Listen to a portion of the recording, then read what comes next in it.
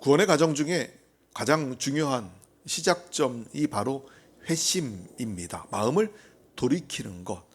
그것을 회심이라 이야기하죠. 세상에 팔렸던 우리의 마음을 되찾아서 우리의 주인 되신 하나님께로 마음을 바치는 것입니다. 세상을 바라보았던 눈을 돌이켜서 십자가 지신 예수님을 바라보고 우리 하나님을 바라보는 것으로 우리의 눈을 드리는 것. 이것이 바로 우리의 시선을 드리는 것이 회심입니다. 내가 죄인임을 깨닫고 하나님의 은혜가 필요함을 알고 나는 죄인입니다 고백하며 하나님의 은혜로 살기를 원한다고 고백하고 주님 앞에 우리 자신을 내어 드리는 것, 이것이 바로 회심입니다. 이 회심이 구원의 시작이고 이것을 통해서 우리가 십자가 지신 예수님 앞에 나아갈 수 있게 되는 것이지요.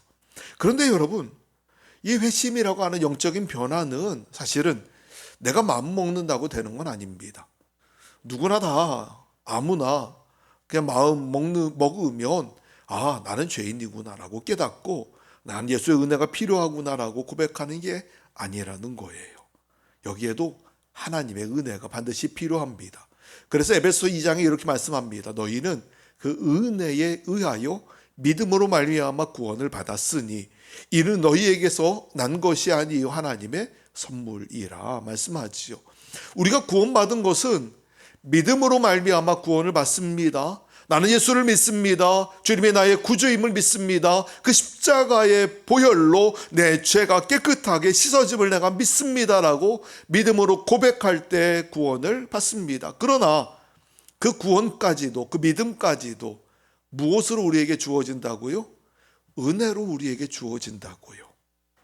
내가 주님을 고백하고 싶다고 고백하는 게 아니고 여기에도 하나님 은혜가 필요하다는 거예요.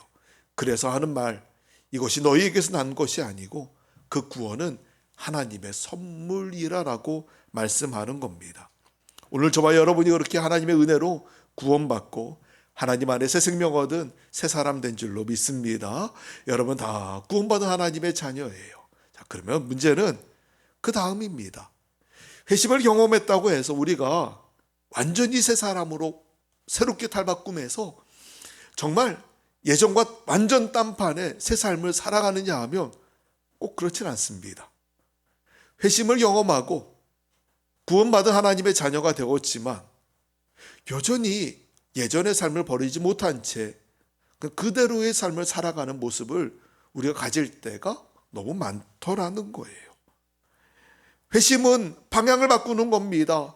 삶의 방향을 바꾸었다 할지라도 여전히 옛 삶이 나를 그냥 내버려 두지 않아요.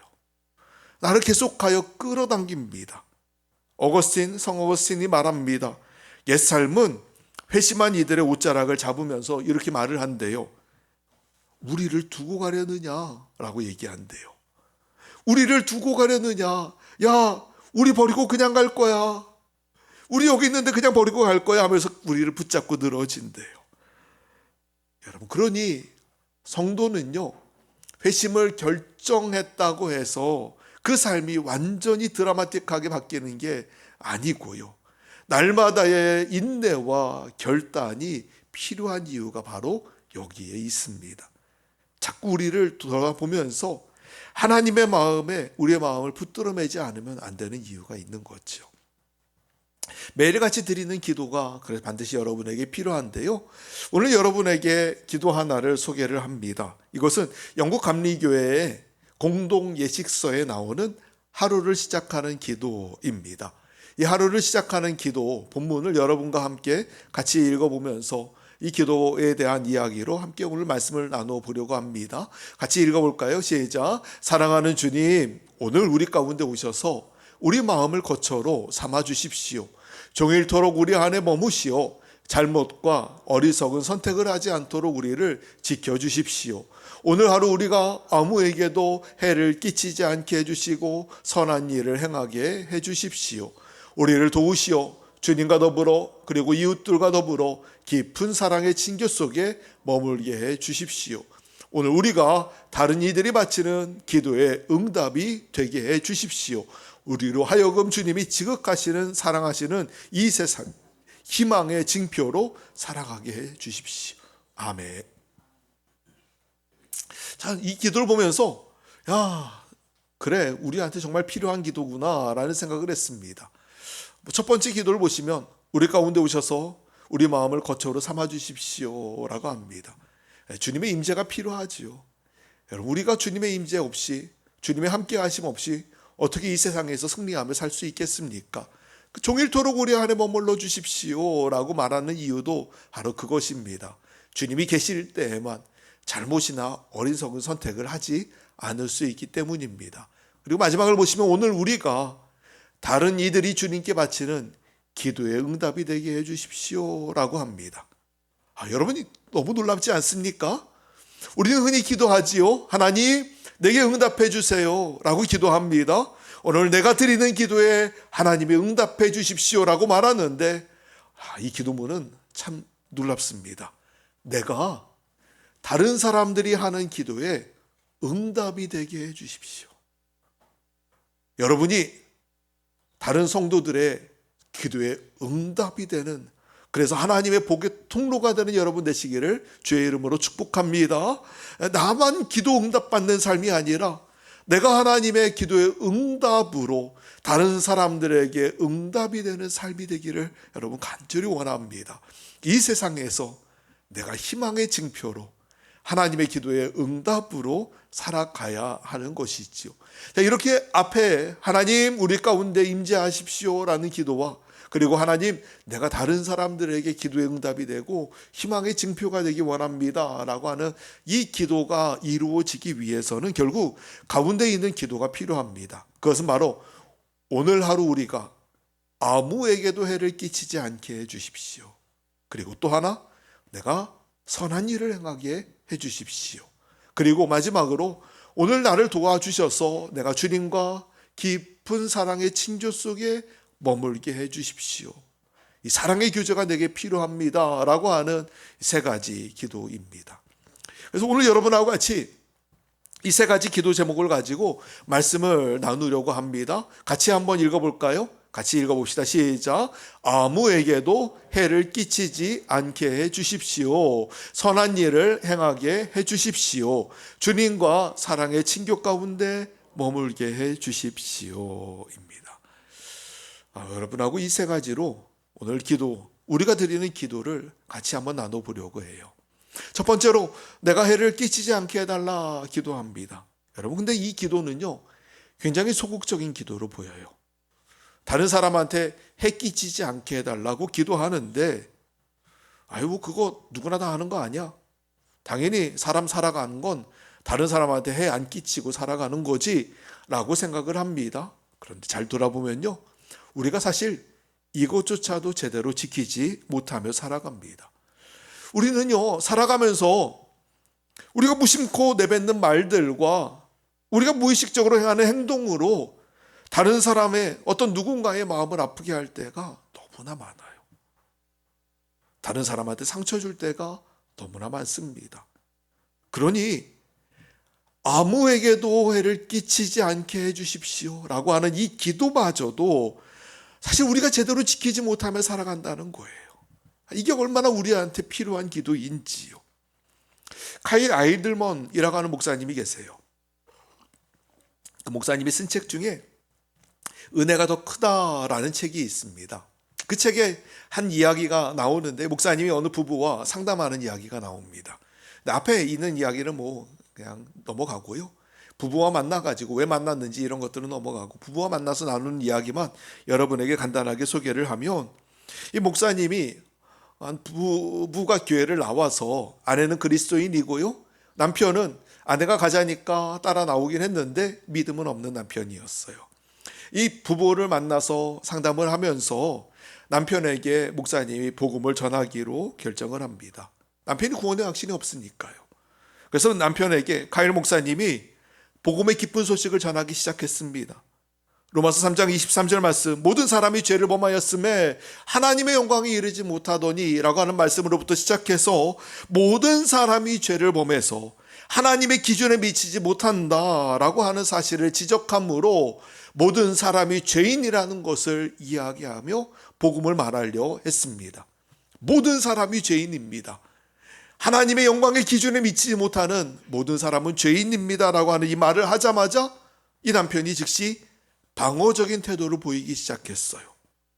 그리고 하는 말, 저는 그렇게 나쁜 사람 아닙니다. 많은 사람들이 저를 오히려 착한 사람이라 생각할걸요 합니다. 그러면서 그가 이렇게 말을 합니다. 오히려 나를 죄인이라고 만드는 그 하나님의 기준, 부당한 하나님의 기준으로 판단하는 게 잘못됐다는 거예요. 그 하는 말이, 아니 아무도 충족시킬 수 없는 기준을 세워놓고 모든 사람이 죄인이라고 말하는 게 어떻게 공정합니까? 여러분, 마치 이런 거예요. 시험 문제를 내고 문제를 다 맞춰야 합격을 시켜준다라고 해봅시다. 그런데 아무도 맞출 수 없는 문제를 거기에 갖다 집어넣었어요. 다 맞춰야 된대요. 틀리면 떨어진대요. 그런데 아무도 못 맞춰요. 그러면 여러분, 이 시험이 정말 정당한 시험입니까? 이게 합격하라고 만든 시험인가요? 불합격하라고 만든 시험인가요? 이건 떨어지라고 만든 시험 아닌가요? 그럼 모두가 다 불평하고 이의를 제기할 거예요. 아니 어떻게 합격할 수 있도록, 그래도 누군가는 합격할 수 있도록 해놨어야지, 이런 문제 내놓고 불합격했다고, 시험 문제 못 맞췄다고 불합격시키면 이게 말이 됩니까? 라고 얘기할 거예요. 맞잖아요. 하나님이 기준을 만들려면 그래도 누군가 좀 도달할 만한 기준을 만들어놨어야지, 아무도 도달할 수 없는 기준 만들어 놓고 거기에 아무도 미치지 못한다고, 그래 네 애들 다 죄인이야 라고 말하면 그게 정당합니까? 일리가 있어 보입니다. 괜찮아 보여요. 그러면서 또 하는 말이, 이건 마치 사정거리 밖에 관역을 세워놓고 총 쏘는 사람에게 관역을 맞히지 못한다고 비난하는 것이나 마찬가지입니다. 총은요, 총 땅 쏘면 총알이 날아갈 수 있는 거리가 있습니다. 뭐 한 1km 이렇게 날아간다고 쳐봅시다. 그러면 1km 바깥에다가 관역을 놓고서요, 야 저거 맞춰. 근데 총알이 거기까지 가지도 못합니다. 아무리 멀리 쏴도 거기까지 가지 못하는 총알에 그걸 어떻게 맞추겠습니까? 그러면 이걸 못 맞춘다고 너는 왜 못해? 라고 비난하면, 그러면 이 비난이 정당한 거냐? 라고 이야기를 합니다. 일리가 있어 보이죠? 근데 목사님이요, 그럼에도 불구하고 우리가 다 죄인이라는 걸 알고 있으니까 내가 왜 죄인인가를 신학적으로 설명하려고 결정했습니다. 에덴 동산에 아담과 하와로부터 죄가 어떻게 우리에게 들어왔는지를 말하면서 신학적인 용어들을 섞어서 설명을 하면 이 남편이 감동을 받을 거라고 생각하고, 죄에 대하여 이 죄가 어떻게 시작했고 내가 왜 죄인인가를 설명하려 하는데, 그 순간 그 아내가 말을 딱 가로막더니, 목사님 잠깐만요, 제가 좀 얘기할게요. 그러고서는 자기가 남편에게 쏘아대듯이 말하기 시작합니다. 뭐라고 말하는가 하면요, 당신은 술에 취해서 배우자한테 소리를 질러도 괜찮다고 생각해요. 당신은 매출 실적에 대해 거짓말을 해도 괜찮다고 생각해요. 당신은 손자한테 그 아이의 경기를 보러 가겠다고 해놓고 안 가도 괜찮다고 생각해요. 그러면서 그 이후로도 한 서너 가지의 개인적인 질문들을 합니다. 질문들의 내용은 뻔한 겁니다. 남편의 잘못을 지적하는 거예요. 이 질문에 대한 대답은 또 너무 뻔해 보입니다. 그거 말이야, 미안해, 내가 잘못했어 라고 하는 답변을 들을 만한 그런 질문들만 아내가 쏟아내는 거예요. 그러면서 그 아내가 하는 말, 당신은 하나님의 기준에 맞춰야 하는 것이 부당하다고 말하지만 당신은 자신의 기준에도 미치지 못하잖아요. 여러분, 무슨 말입니까? 하나님이 만드신 기준이 너무 높아요. 그거 누가 맞추라고, 이건 잘못된 거예요 라고 말하는데, 사실은 내가 스스로 만든 기준조차도 나는 지키지 못하며 살아가더라는 거예요. 내가 세워놓은 기준도 충족하지 못하는, 사실은 나는 매우 부족하고 악한 사람이더라 라고 하는 접근이지요. 근데 사실 카일 목사님이요, 그 전까지는 이런 식으로 생각하는 것이 있었나? 라고 자기도 그걸 전혀 생각해 보지 못한 방법이었대요. 저도 그 이야기를 읽으면서 그 책을 읽으면서 이렇게 접근도 가능하구나 라고 하는 생각이 했습니다. 설교자가요, 우리가 죄인입니다 라고 말하면 스스로 방어적인 태도를 취할 때가 참 많아요. 저희도 마을 분들 만나서 어르신, 우리는 죄인이에요. 우리가 하나님의 나라 가려면 예수님의 십자가의 피가 필요해요. 보혈이 필요해요. 은혜가 필요해요 라고 설명을 해주면 많은 분들이 어떻게 반응하는지 아십니까? 나는 착하게 살았어요 라고 반응하세요. 나는 착하게 살았어요. 어디 가서 나는 손가락질 받는 만한 일이 없어요 라고 이야기를 합니다. 그런데 참 놀랍게도요, 그 옆에서 그 얘기를 듣는 아내들은 대부분 다 하면서 비웃음을 쳐요. 네가 착한 놈이라고? 네가 나한테 한 게 얼마나 많은데, 네가 얼마나 내 마음을 아프게 했는데 하는 그 마음들, 다 그런 마음들을 가지고 비웃음을 칩니다. 생각해보면 우리는요, 하나님의 기준에 미치지 못한다라는 건 둘째치고요, 사실 우리 자신의 기준조차도 충족하지 못하는 사람이더라는 거예요. 타인에게, 다른 사람에게 아무에게도 해를 끼치지 않게 해주십시오 라고 하는 이 기도가 굉장히 소극적인 기도로 보입니다. 그러나 오늘 이 기도가 우리에게 필요한 건요, 사실 나 자신을 돌아보면 내가 다른 사람한테 해를 끼치지 않는 삶을 살고 있습니다 라고 당당하게 말할 만한 사람이 얼마나 있을까요? 여러분 중에 있을까요? 앞서 말씀드렸던 이 남편의 이야기처럼 당신이 나한테 했다고 술 먹고 그렇게 화내도 됩니까? 당신이 나한테 그렇게 핀잔 줘도 됩니까? 수많은 말들을 했던 그 아내의 이야기처럼 오늘 우리가 사실은 다른 사람한테 해 안 끼치고 산다고 누가 장담할 수 있겠습니까? 나는 선한 사람이라고 누가 말할 수 있겠습니까? 그러니 우리가 오늘 하루를 시작하며 하나님, 내가 오늘 하루 아무에게도 해를 끼치지 않게 해주십시오라고 기도하는 것은 또 너무 필요하다는 것이지요.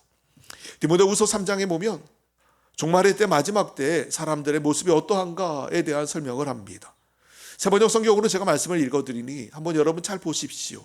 사람들은 자기를 사랑하며 돈을 사랑하며 뽐내며 교만하며 하나님을 모독하며 부모에게 순종하지 아니하며 감사할 줄 모르며 불경스러우며 무정하며 원한을 품지 아니하며 비방하며 절제하며 난폭하며 선을 좋아하지 아니하며 배신하며 무모하며 자만하며 하나님보다 쾌락을 더 사랑하며 겉으로는 경건하게 보이나 경건함의 능력은 부인할 것입니다. 그대는 이런 사람들을 멀리하십시오. 여러분, 종말의 때의 모습이 바로 지금의 모습이에요. 오늘 우리가 살아가는 시대가 딱 이 모양 아닌가요? 요즘 들려오는 사건 사고 소식들, 뉴스들을 보다 보면 그런 마음이 듭니다. 야, 사람들 마음에 왜 이렇게 화가 많지?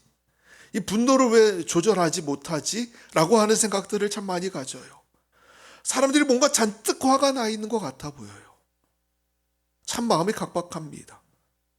아주 해맑은 웃음을 만나는 게 너무 어려운 세상이 되었어요. 오늘 그래서 이 기도, 아무에게도 해를 끼치지 않게 해주십시오 라고 하는 기도, 굉장히 소극적인 기도처럼 들리고 매우 방어적인 기도처럼 들릴지 모르겠지만, 그러나 이 기도도 우리에게 너무나 중요한 기도입니다. 오늘 여러분이 먼저 하루를 시작하며 하나님, 오늘 내 하루의 삶에 다른 사람에게 해 끼치지 않는 삶을 내가 살게 해 주십시오라고 기도해야 되는 거예요. 두 번째는 더 나아가서 적극적인 기도입니다. 내가 선을 행하게 해 주십시오라고 하는 기도입니다. 해를 끼치지 않는 것으로 만족하면 안 됩니다. 오늘 우리가 하나님 안에서 선을 행하는 삶, 하나님 안에서 거룩함으로 나아가는 삶을 살아내야 하는 거예요. 내 삶이 하나님이 원하시는 일이 이루어지는 삶이 되기를 여러분이 소망하시기를 축복합니다. 내 삶을 통해서 하나님의 선이 이루어지기를 여러분이 소망하기를 축복합니다. 내가 선을 행하는 삶으로 다른 사람에게 패끼치지 않는 것으로만 만족하는 것이 아니고요, 오히려 적극적으로 하나님의 선이 우리의 삶을 통하여 이루어지기를 여러분이 소망하며 기도하십시오. 자, 이 기도가 이루어지기 위해선 우리에게 무엇이 필요한가 하면 바로 내가 하나님과의 교제가 필요하다는 거예요. 하나님의 사랑 안에 내가 머물러 있게 해주십시오. 주님과 적극적인 사랑의 교제를 내가 하기 원합니다 라고 하는 이 기도가 필요한 거죠. 사랑을 받아본 사람이 사랑할 수 있어요. 사랑을 받아본 사람만이 사랑을 나눠주고 살 수 있고요. 그리고 사랑받지 못한 사람들은 오히려 사랑받는 게 어색할 뿐만 아니라 때로는 받는 것만 갈망하고 내가 사랑을 주어야 한다는 것을 깨닫지 못할 때도 많습니다. 오늘 우리가 어떻게 하면 사랑을 나누어 주고 선을 행하며 살 수 있을까요? 그것은 바로 내가 하나님의 사랑 안에 풍족하게 거하여서 그 사랑을 내가 풍성히 누릴 때 그 사랑이 나에게서 흘러 나오게 되는 것입니다. 내가 사랑으로 다른 이들을 섬기며 사는 것, 선을 행하며 사는 것이 내 힘으로 되는 게 아니고요. 하나님의 사랑 안에서 주님과 교제하며 나아갈 때 그때 내 안에 자연스럽게 흘러나올 수 있는 게 바로 하나님의 사랑이라는 것이 있지요. 사람은 무엇을 하든지 그 마음속에 있는 게 드러나게 되어 있습니다. 마음속에 악이 있으면 악이 드러나게 되어 있고요. 선이 있으면 선이 드러나게 되어 있는 거예요. 로마서 7장 19절 말씀을 같이 한번 읽어볼까요? 로마서 7장 19절입니다. 시작. 내가 원하는 바 악을 행하는도다. 바울이 자기의 모습을 보면서 너무 가슴 아파하면서 이야기하는 말, 나는 선을 행하고 싶은데 선이 아니라 악을 행하고 있더라 라고 얘기해요. 왜요? 내 안에 드러나 있는 게 드러나는 거예요. 우리 안에 하나님의 사랑이 없으면 우리가 선을 행할 수 없습니다. 하나님의 사랑 안에 머문다는 건 하나님의 사랑을 깊이 느끼며 산다는 말이기도 하지만 더 나아가서 하나님을 깊이 사랑하며 사는 말이기도 합니다. 하나님을 사랑한다는 건 결국 그 사랑을 필요로 하는 사람들에게로 흘려 보내는 것을 뜻합니다. 디베라 바닷가에 예수님이 베드로를 찾아가셨어요. 베드로가 예수님을 3번 모른다고 부인했습니다. 심지어 마지막에는 예수님이 부인하면서 욕하고 저주했다고 말씀하고 있어요. 나 저 사람 몰라 라고 소리치며 저주했더라는 거예요. 그리고 그 순간 예수님과 눈이 마주쳤고 그리고 그 순간 닭이 3번 울게 됩니다. 그리고 예수님 말씀이 기억났어요. 네가 닭 울기 전에 3번 나를 부인할 거야. 내가 예수님 모른다고 부인했어. 내가 주님을 모른다고 부인했어 라면서 자기가 한 말을 그제서야 알게 되었고, 낙심한 베드로는 이제 나는 예수님의 제자라고 불릴 자격이 없다고 생각한 베드로는 다시 과거의 삶으로 돌아가려 합니다. 이제 옛날에 물고기 잡던 그 어부의 삶으로 돌아가서 다시 갈릴리 호수로 돌아가 자신의 어부의 삶을 살게 됩니다. 그런데요, 참 놀랍게도 그 베드로에게 예수님이 찾아오시지요. 그 베드로에게 예수님 찾아오셔서 베드로를 만나주시고 그리고 베드로에게 질문하십니다. 그 질문은 다른 게 아니에요. 네가 나를 사랑하느냐예요. 네가 나를 사랑하느냐? 예, 주님. 제가 주님 사랑하는 거 주님 잘 아시지 않아요? 주님 다 아시면서 그러세요. 저 정말 주님 사랑하는 거 주님 다 아세요 라고 3번 베드로가 대답을 하지요. 자, 그때 네가 나를 사랑하느냐? 예, 그럼요 라고 하는 그 대답에 주님이 매번 하신 부탁의 말씀이 있습니다. 그 부탁의 말은 무엇인가 하면 내 양을 먹여라입니다. 네가 내 양을 먹여라. 하나님의 양들이 누구인가요? 하나님의 사랑 없이는 살아갈 수 없는 사람들, 하나님 없이는 이 땅 가운데 살아갈 수 없는 사람들이 하나님의 양들입니다. 그런데 그 양들에게 하나님의 사랑을 먹여야 하는 사명이 베드로에게 주어졌다는 거예요. 예수님이 이 베드로에게 사명을 주시면서 확인하신 게 뭐예요? 네가 나를 사랑하느냐? 하나님을 사랑하는 사람은 다른 사람에게 하나님의 사랑을 먹여줄 수 있다라고 하는 이야기입니다. 거꾸로 말하면은요, 하나님을 사랑하지 않으면 다른 사람들을 사랑으로 먹여줄 수 없다는 것을 의미하기도 해요. 따라서 하나님의 사랑 안에 머물게 해주십시오 라고 하는 이 기도는요, 단지 내가 사랑을 누리며 살아가는 것으로 만족하겠습니다, 나에게 그 사랑이 필요합니다 라고 하는 것으로만 그치는 것이 아니라, 내가 하나님을 너무나 깊이 사랑하는 그 사랑의 교제 안에서 다른 사람에게로 사랑을 흘려보내기를 원합니다 라고 하는 하나님의 사랑을 나눠주는 헌신의 기도이기도 한 거예요. 저와 여러분에게 이 기도가 있기를, 이 기도가 풍족하게 있기를 주의 이름으로 축복합니다.